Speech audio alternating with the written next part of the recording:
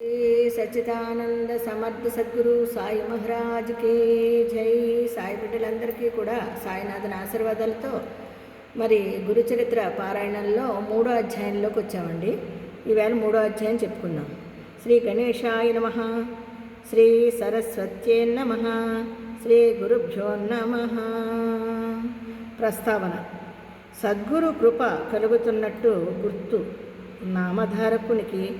నామధారకుని వలె గురు మహిమను గురించి తెలుసుకోవాలన్న జిజ్ఞాస అంతకంతకు అధికమవ్వడము ఇదే నిజమైన భక్తికి చిహ్నము. చూసారా, ఇక్కడ నామధారకుడు ఆ భక్తిలో గురుభక్తిలోకి వెళుతున్నప్పుడు మనకు కూడా ఏమనిపిస్తుందండి? చదువుతున్నప్పుడు అసలు మనకు తెలియకుండానే జిజ్ఞాస అంతకంతకు అధికమవ్వడము ఇదే నిజమైన భక్తికి చిహ్నం. 3-4 అధ్యాయాలు ఈ విషయాన్ని వివరిస్తాయి. సృష్టి వికాసము కోసం అవతరించిన వారు ఆత్రి మహర్షి. ఆ కార్యాన్ని నెరవేర్చేయడానికి తనను తాను దత్తం చేసుకున్న పరమేశ్వరుడే దత్తాత్రేయుడు. అబ్బబ్బబ్బబ్బ, మనకు తెలియదండి ఈ విషయం. చూసారా, సృష్టి వికాసం కోసం అవతరించిన వారు ఆత్రి మహర్షి. అయితే ఆ కార్యాన్ని నెరవేర్చడానికి తనను తాను దత్తము చేసుకున్న వారెవరు? పరమేశ్వరుడే. ఆయనే దత్తాత్రేయుడు. అందుకు దోహదాకారి అయిన దుర్వాస శాపాన్ని కూడా స్వీకరించాడు. చూసారా, అందుకు ఏం చేశాడైనా? దోహదకారి అయిన దుర్వాస శాపాన్ని కూడా స్వీకరించాడు. ఆయన త్రిమూర్తాత్మకుడు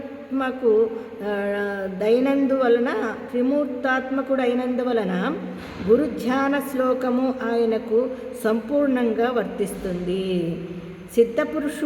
సిద్ధపురుషులందరి రూపంలోనూ మానవాళిని సదా అనుగ్రహించేది ఆయనే. అంటే భగవంతుడే మానవాళికి గురువుగా అవతరించిన దత్తాత్రేయుడన్నమాట. అదండి, మన గురువుగారే ఇప్పుడు దత్తాత్రేయ రూపంలో ఈ మానవాళికి ఈ యొక్క అవతారంలో దత్తావతారంలో అవతరించాడు. అందుకే దత్తావతారము శ్రీపాదవల్లభుడు, నృసింహ సరస్వతి, మాణిక్య ప్రభువు, అక్కలకోట స్వామి, షిరిడి సాయిబాబా వంటి సద్గురువులకు స్కంద పురాణాంతర్గతమైన గురుగీతలోని గురుస్తుతి శ్లోకాలు యథాతథంగా సరిపోతాయి. అదండి ఇక్కడ చూడండి. అంటే భగవంతుడే మానవాళికి గురువుగా అవతరించిన దత్తాత్రేయుడు అన్నమాట.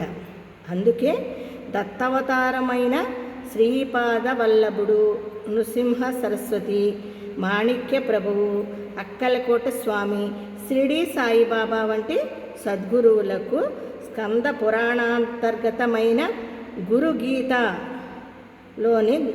గురుస్తుతి శ్లోకాలు యథాతథంగా సరిపోతాయి. అట్టి వారినే ముముక్షువులు ఆశ్రయించాలని తదన్యులను కాదని భగవద్గీత 4:34లో శ్రీకృష్ణుడు ఆదేశిస్తాడు. ముముక్షువుకు ఇటువంటి దత్తావతారాల చరిత్రలను, బోధలను శ్రద్ధగా పారాయణ శ్రవణాదులు చేసి శ్రీ దత్తానుగ్రహానికి పాత్రుడవ్వాలి. అప్పుడే తగు రీతిన గుర్వానుగ్రహము ప్రాప్తిస్తుంది. అందుకే సాయినాథుడు తన భక్తుడైన కుశాభావు చేత శ్రీ గురుచరిత్ర 108 సార్లు పారాయణం చేయించారు. చూసారా, ఆ తరువాతనే అతడు పూర్ణదత్తావతారమైన సాయినాథుని అనుగ్రహానికి పాత్రుడు కాగలిగాడు. అదండి, ఇక్కడ మనం తెలుసుకోవాల్సింది ఏంటంటే, ఇప్పుడు మనం ఈ కలియుగంలో 5వ అవతారము సాయినాథుల వారు. మరి వీళ్ళందరూ కూడా శ్రీపాద వల్లభుడు, నృసింహ సరస్వతి, మాణిక్య ప్రభువు, అక్కలకోట స్వామి, షిరిడి సాయిబాబా గారు 5వ అవతారం. ఇవన్నీ ఏం చేసి స్కంద పురాణాంతర్గతమైన గురుగీతలోని గురుస్తుతి శ్లోకాలు యథాతథంగా సరిపోతాయి వీటికి మనము తెలుసుకుంటే. అట్టివారినే ముముక్షువులు ఆశ్రయించాలని తదన్యులను కాదని భగవద్గీత 3:34లో శ్రీకృష్ణుడు ఆదేశిస్తారట. ముముక్షువు ఇటువంటి దత్తావతారాల చరిత్రను బోధలను శ్రద్ధగా పారాయణ శ్రవణాదులు చేసి శ్రీ దత్తానుగ్రహానికి పాత్రుడవ్వాలి. మనం ఏం చేయాలి? ఇవన్నీ మూలాలు.